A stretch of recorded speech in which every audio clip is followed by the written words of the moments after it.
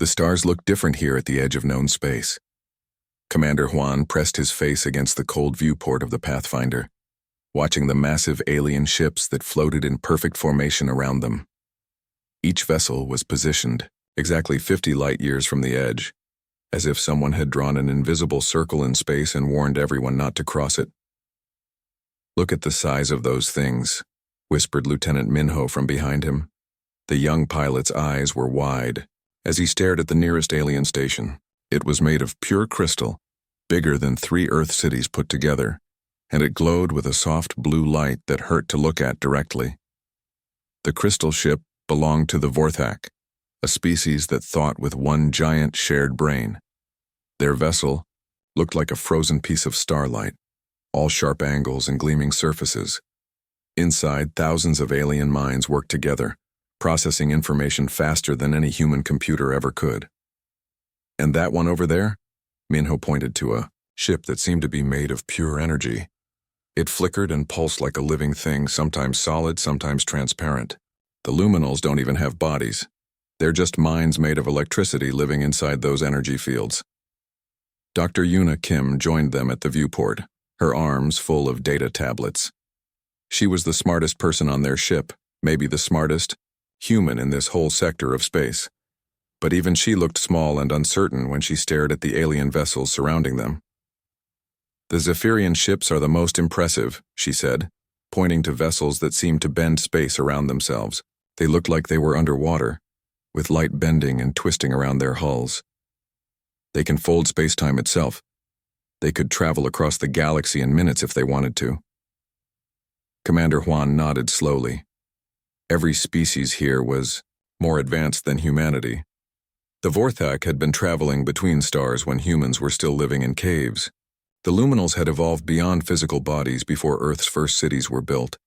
The Zephyrians had mastered the very fabric of reality itself, and yet they were all here, floating at the exact same distance from the edge, just watching. "How long have they been here?" Juan asked. "According to the consortium records, over 3,000 years, Yuna replied. "Some of these species have been maintaining observation posts here since before human civilization existed. They watch, they record, they study, but they never get closer." The edge itself was impossible to describe. It looked like a wall made of twisted space, stretching across the starfield like a cosmic scar. Sometimes it rippled like water. Sometimes it sparked with strange lights. It was beautiful and terrifying at the same time, and it had been swallowing ships for millennia. "Every probe sent into the edge disappears," Yuna continued, reading from her tablet. "Every ship that tries to cross the boundary is destroyed instantly. The aliens have tried everything. Robot scouts, unmanned vessels, even volunteer crews. Nothing comes back." Engineer Jinwoo Park looked up from his workstation where he was trying to make sense of the alien technology they'd been given. "So, they just sit here and stare at it? For 3,000 years? "They're scientists," Yuna said. "They observe, they collect data, they build theories. The consortium has more information about the edge than any other phenomenon in the galaxy." "But they don't understand it," Juan observed. "No," Yuna admitted. "They don't understand it at all. The human ship Pathfinder was tiny compared to the alien vessels. It looked like a metal can floating next to shining cathedrals. Their fusion engines were primitive next to the advanced technologies surrounding them. Their computers were slow, their sensors were basic, and their crew was small. The Galactic Monitoring Consortium had barely acknowledged their arrival. Humans were the newcomers, the primitives, the species that had just learned to travel between stars. They were given the smallest observation post, positioned on the outer rim of the formation, far from the important work being done by the advanced civilizations. "The Vorthak think we're too stupid to contribute anything useful," Minho said, reading the latest communication from the alien vessels. "The luminals consider us inefficient biological units, and the Zephyrians just ignore us completely." Juan smiled grimly. He'd spent his whole career being underestimated. In the Earth Defense Force, other officers had looked down on him for asking too many questions. In the Colonial Navy, his superiors had called him reckless for wanting to explore beyond the safe shipping lanes. Now, surrounded by the most advanced civilizations in the galaxy, he was being dismissed again. But there was something the aliens didn't understand about humans, something they couldn't see despite all their advanced technology and superior intelligence. "They're afraid," Juan said quietly. "What?" Yuna looked up from her data. "Look at them. Perfect formation, exact distances, rigid protocols. They've been studying this thing for 3,000 years and they're still afraid to get closer than 50 light years. All that technology, all that intelligence, and they're paralyzed by fear." The edge pulsed in the distance, neither welcoming nor threatening. It simply existed, waiting for something that hadn't happened in 3 millennia. Juan turned away from the viewport and walked to his command chair. Around him, his small crew continued their work, asking questions the aliens had stopped asking long ago. Outside, the Watchers maintained their eternal vigil, safe in their fear, content with their distance, never knowing that the very thing they sought to understand was waiting for someone brave enough to simply step forward. 3 months had passed since the Pathfinder joined the alien observation fleet, and the human crew had already made themselves unpopular. While the other species followed strict rules about staying exactly 50 light years from the edge, the humans kept asking uncomfortable questions. "Why 50 light years?" Dr. Yuna asked during the weekly consortium meeting. Her voice echoed through the communication system that connected all the observation posts. "Why not 49? Why not 51? Who decided this was the safe distance?" The Chao. Response came from the Vorthak Collective, their shared mind speaking through thousands of voices at once. The distance was established through careful calculation. It represents the optimal balance between observation capability and survival probability. "But have you ever tested it?" Yuna pressed. "Have you ever tried 49 light years to see what happens?" Silence filled the communication channel. It was the kind of silence that meant the aliens were uncomfortable with the question. Engineer Jinwoo looked up from his workstation where he was studying the edge's energy patterns. "Look at this data," he said to his crewmates. "The gravitational distortions aren't random. There's a pattern here, like the edge is responding to something." Lieutenant Minho leaned over to look at the display. "Responding to what?" "That's what we need to find out, but we can't do it from 50 light years away." Commander Juan listened to his crew's discussion while staring at the alien ships outside. The Vorthak crystal vessel continued its perfect orbit, never varying, its distance by even a few kilometers. The luminal energy beings maintained their exact position with mathematical precision. The Zephyrian ships stayed locked in their formation like they were afraid to move.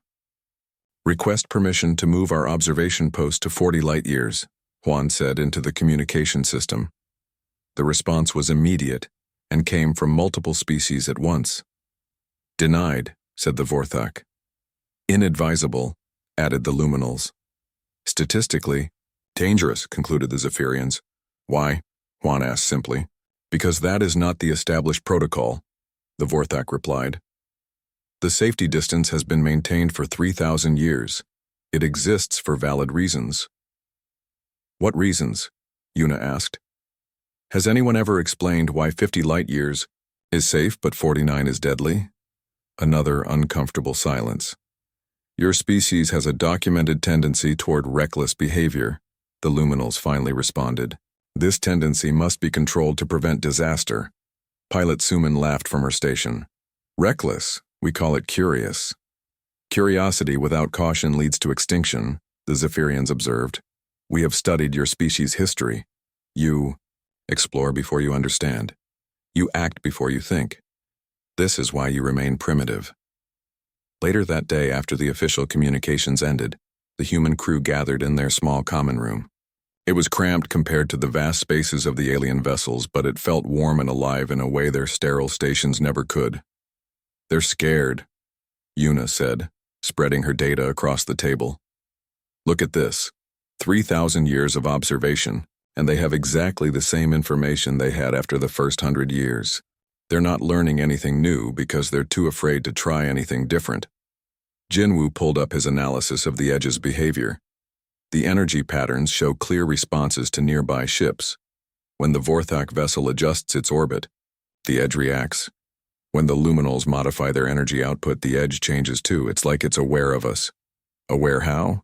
Minho asked. That's the question, but we'll never know from 50 light years away. Commander Juan stared at the data, his mind working through possibilities. What if they're wrong? What if the edge isn't just a destroyer? What if there's something else going on? The records show that everything sent into the edge disappears, Suman pointed out. Ships, probes, even volunteer crews. Nothing comes back. But what if they're not being destroyed? Yuna asked quietly. What if they're being tested? The room fell, silent as the implications sank in. Tested how? Jinwoo asked. I don't know. But look at the pattern of disappearances. They're not random. Ships that approach slowly and carefully disappear just as quickly as ships that rush in. It's like the edge doesn't care about your technology or your approach speed. It cares about something else. Juan stood up and walked to the small viewport that showed the edge in the distance. It pulsed with its strange rhythm, neither threatening nor welcoming. Just waiting. The aliens have been watching for 3,000 years, he said slowly. They've cataloged every energy signature, every gravitational anomaly, every quantum fluctuation. They know everything about the edge except the one thing that matters. What's that? Minho asked. What happens when you cross it? The crew exchanged glances. They all knew what their commander was thinking, and they all knew it. It was exactly the kind of crazy idea that the aliens expected from primitive humans. The consortium will never give us permission, Suman said. Then we don't ask for permission, Juan replied. Outside their small ship, the alien vessels continued their eternal watch, safe in their fear, content with their observations, never, knowing that the answer they sought lay just beyond their courage to find it. But humans had never been very good at staying safe. The Pathfinder moved through space like a hunter stalking its prey. Engineer Jinwoo had spent weeks modifying their hull with pieces of alien technology that he'd somehow convinced the other species to share. Zephyrian shield generators hummed alongside luminal energy dampeners, all held together with human engineering. That made the alien observers nervous. This is either brilliant or completely insane, Jinwoo muttered as he adjusted the power flow to their makeshift defense systems. Maybe both. Commander Juan sat in his command chair, watching the distance. Readings dropped steadily. 45 light years from the edge. 40. 35. With each passing hour, they moved deeper into space that no ship had entered in 3,000 years. Consortium command to Terran vessel. The communication system crackled with angry, alien voices. You are in direct violation of established safety protocols. Return to your designated position immediately. Sorry, Consortium, Juan replied calmly, not slowing their approach. We're having some technical problems with our navigation system. These old human computers, you know how they are. Lieutenant Minho grinned from his pilot's seat. Amazing. How these technical problems keep pushing us straight toward the edge. The alien observation posts behind them had gone completely silent, their crews watching in what could only be horror as the primitive human vessel continued its impossible journey. Some of the Vorthak crystals were flashing warning lights. The luminal energy beings were pulsing with agitated colors. Even the usually calm Zephyrians were adjusting their positions as if they were preparing to flee. 30 light years. 25. 20. Commander? Dr. Yuna called from her science station. I'm reading massive energy spikes from the edge. It knows we're coming. Through the viewport, the edge had begun to change. Instead of its usual chaotic rippling, the boundary was becoming more active. Strange lights danced along its surface, and the space around it seemed to shimmer like heat waves. Hull stress is increasing, Jinwoo reported, his hands flying over his control panels. But the alien shields are holding. Whatever the edge is doing to us, it's not trying to tear us apart. 15 light years. 10. This is insane, Pilot Suman whispered, but her hands remained steady on the controls. No ship has ever gotten this close. No ship has ever tried, Juan corrected. The aliens gave up before they started. At 5 light years from the edge, reality began to bend around them. The stars outside twisted into impossible shapes. Colors that had no names flowed across their hull. Warning lights flashed on every console as their instruments tried to make sense of readings that shouldn't exist. Energy readings are completely off our charts, Yuna reported, her voice tight with concentration. But they're not destructive. It's like the Edge is scanning us. Scanning for what? Minho asked. I don't know. But it's not trying to kill us. It's trying to understand us. 2 light years from the Edge, space itself began to sing. A low humming filled the ship, not heard but felt in their bones. The chaotic boundary ahead of them was changing again. Its wild energy patterns becoming more organized, more purposeful. Commander, Suman called from her station. The Edge is responding to our approach. Look at this. On the main screen, the writhing wall of distorted space had begun to smooth out. Where before it had looked like a cosmic storm, now it resembled a mirror made of folded starlight. Their ship's reflection stared back at them, but it was wrong somehow, as if they were seeing themselves from impossible angles. 1 light year, half a light year. The alien voices on the communication system had become frantic. The Vorthak Collective was broadcasting mathematical equations that predicted their immediate destruction. The luminals were sending energy patterns that translated roughly to goodbye, foolish creatures. The Zephyrians had begun moving their ships away from the observation zone. All systems holding, Jinwoo announced, sweat beading on his forehead. Whatever the Edge is doing, our jury-rigged defenses are working. It's not attacking us, Yuna said in wonder. It's welcoming us. The Edge filled their viewport now, a wall of impossible beauty that stretched across the stars. Up close, it didn't look dangerous at all. It looked like a doorway made of crystallized spacetime, waiting for someone brave enough to step through.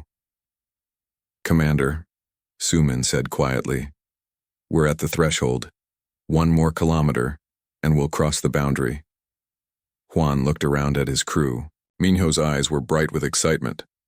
Yuna was practically vibrating with scientific curiosity. Jinwoo was grinning despite his nervousness. Sumin's hands were steady on the controls, ready to take them wherever he ordered. Behind them, 3,000 years of alien wisdom screamed warnings into the void. Ahead of them lay the unknown, the impossible, the thing that had swallowed every ship that had dared to cross its threshold. Take us through, Juan ordered. The Pathfinder crossed the Edge. For a moment, the universe held its breath. Then space exploded into colors that had no names, sounds that existed only in dreams, and sensations that no human language could describe. The ship passed through the boundary like a needle through silk, and everything changed.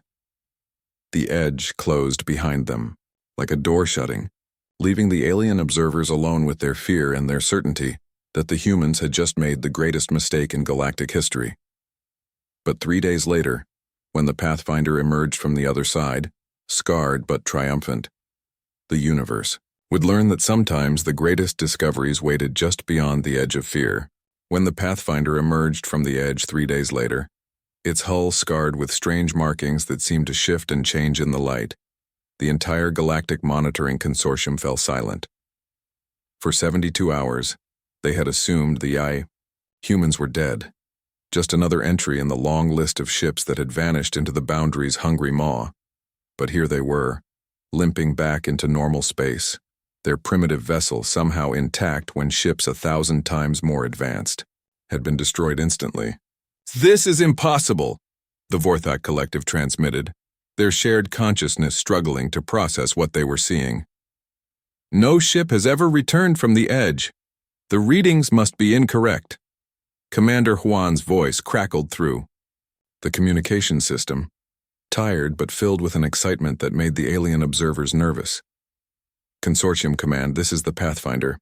We're back, and we have information that's going to change everything you think you know about the Edge. Explain, demanded the luminal representative, their energy form pulsing with agitated colors.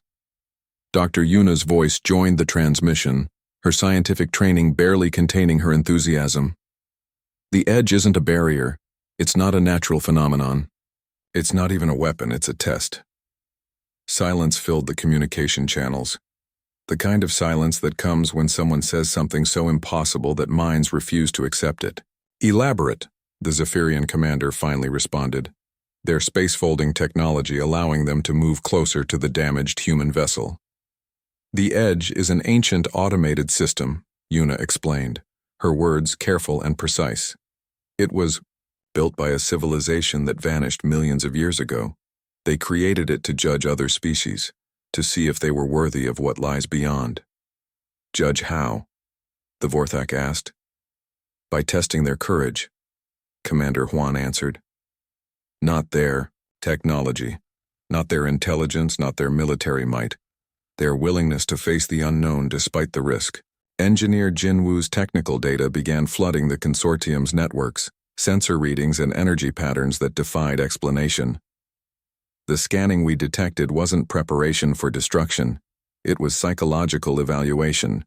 The Edge was measuring our intent, our determination, our refusal to be stopped by fear. But that is illogical, the Luminals protested. Fear is a survival mechanism. Caution prevents extinction. Why would any civilization value recklessness over wisdom? Pilot Suman's laughter echoed through the communication system. Because they understood something you don't. Sometimes the greatest discoveries require the greatest risks. Sometimes you have to be willing to lose everything to gain anything. The alien representatives exchanged communications in their own languages, their translation systems struggling to convey concepts that their species had never fully grasped. For 3,000 years, they had approached the Edge as scientists, as observers, as beings who valued safety over exploration. What you call recklessness, we call curiosity, Juan continued. What you call dangerous, we call interesting. The Edge was built by a species that thought like humans do. They valued the courage to step into the unknown more than the wisdom to stay safe. But humans are primitive, the Vorthak insisted. Your technology is crude, your understanding limited. How could you succeed where advanced civilizations failed? Because advancement isn't just about technology, Yuna replied. It's about the willingness to use it. You have ships that can fold space, minds that can process information faster than our computers, energy forms that exist beyond physical limitations. But you're afraid to use any of it when it really matters. The Pathfinder drifted closer to the observation posts, its hull showing the strange scars left by passage through the Edge. The markings seemed to pulse with their own light, symbols from a civilization that had vanished before any of the current species had evolved. Show us, the Zephyrian commander demanded. Show us what lies beyond. Lieutenant Minho activated the ship's external screens, displaying images that made the alien observers gasp in their various ways.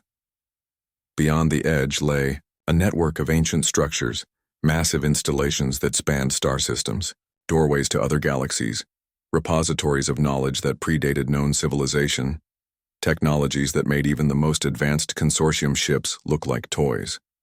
They left it all for anyone brave enough to claim it, Juan explained. But only for those who proved they valued discovery over safety. The Edge doesn't destroy ships, it judges them. And for 3,000 years every species that approached it was found wanting. Until now, Yuna added quietly, the revelation sent shockwaves through the assembled fleets. Millions of years of galactic history, rewritten in a single moment. The most advanced civilizations in known space, humbled by a species they had dismissed as primitive. The Edge is already beginning to change, Jinwu reported. Our passage triggered something. It's becoming transparent, allowing access to the network beyond. But it's still testing anyone who approaches, as if to prove his point. The boundary that had stood unchanged for millennia began to shimmer and fade. The ancient wall became a window, revealing wonders beyond imagination. So what happens now? The Luminal asked. Commander Juan smiled, though none of the aliens could see it. Now we do what humans do best. We explore. And maybe if you're willing to learn, we can teach you how to be curious again. The Edge dissolved completely, leaving only stars and the infinite possibility of what lay beyond. For the first time in 3,000 years, the Watchers would have to learn to become explorers. 6 months after the Edge dissolved, the space that had once held fearful observation posts now buzzed with activity unlike anything the galaxy had ever seen. Where alien species had once maintained their careful distances, now joint exploration fleets pushed deeper into territories that had been hidden for millions of years. Commander Juan stood on the bridge of the new Pathfinder, a ship that barely resembled the small vessel that had first crossed the boundary. The Vorthak had contributed their crystalline processing cores, the Luminals had shared their pure energy systems, and the Zephyrians had provided space-folding engines. But it was still human crews who led the expeditions, because they were the only ones who seemed comfortable with not knowing what came next. Another anomaly detected, reported Lieutenant Sungho from the navigation station. He was young, even younger than Minho had been, but his eyes held the same excited gleam that marked all human explorers. Distance 47 light-years bearing 27 Mark IV. Dr. Yuna looked up from her expanded science station now, staffed with alien specialists who were still learning to work alongside human intuition. Initial scans suggest artificial construction. The energy patterns are similar to the Edge, but more complex. Another test? Asked Engineer Dong Yun. Jinwoo's replacement after the older man had been promoted to head the new Consortium Exploration Division. Probably, Yuna replied. The ancient civilization left markers throughout this region. Each one seems designed to teach us something different. The alien crew members exchanged what might have been nervous glances, if they had possessed faces capable of such expressions. A Vorthak crystal being named Kethvar pulsed with cautious blue light. The previous tests were dangerous. Should we not establish observation posts first? Study the phenomenon from a safe distance? Pilot Suman turned in her chair, grinning at the crystal entity. That's exactly the kind of thinking that kept your people stuck for 3,000 years. Sometimes you have to dive in to learn how to swim. But swimming metaphors do not apply to cosmic phenomena that could destroy entire fleets, protested Zurthak, a luminal energy being who flickered with worried yellow patterns. Everything could destroy us, Dongyun pointed out while running pre-flight checks on their hybrid systems.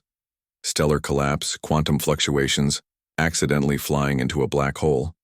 If we worried about everything that could kill us, we'd never leave our home planets. The Zephyrian representative, whose name translated roughly to careful stepper between worlds, spoke through their translation device with obvious concern. Human philosophy regarding safety protocols continues to distress us. Statistical analysis suggests that we should have died a dozen times already, Juan interrupted with a smile. And yet here we are, discovering wonders that your statistical analysis said were impossible. Through the viewports, they could see other mixed crews preparing for their own expeditions. Vorthak crystal ships now carried human advisors who asked uncomfortable questions. Luminal energy vessels included human engineers who weren't afraid to experiment with power systems that had remained unchanged for millennia. Zephyrian space folders flew alongside human pilots who treated impossible maneuvers as interesting challenges. The ancient network spans at least 12 galaxies, Yuna reported, reading from displays that showed star maps beyond anything previously imagined. Each node we've activated has revealed more pathways, more tests, more opportunities to prove ourselves worthy of the knowledge they left behind. And we keep passing the tests because we keep taking the risks, Suman added. While other species spend years analyzing and planning, we just go see what happens. It is terrifying, Kethvar admitted, their crystal form resonating with harmonics. That translated to deep unease. Humans approach the unknown as if it were an old friend. Maybe that's because it is, Juan said thoughtfully. Every human who ever looked at a mountain and wondered what was on the other side, every sailor who sailed beyond the horizon, every person who asked what if instead of why not, they were all preparing us for this. The newest anomaly pulsed on their screens, calling to them across the light years with patterns that suggested both welcome and challenge. Unlike the Edge, this phenomenon seemed to shift and change, as if it were alive and waiting for them to arrive. Preliminary analysis complete, Zurthak announced, their energy form cycling through colors that indicated both excitement and terror. The structure appears to be a gateway of some kind. Destination unknown.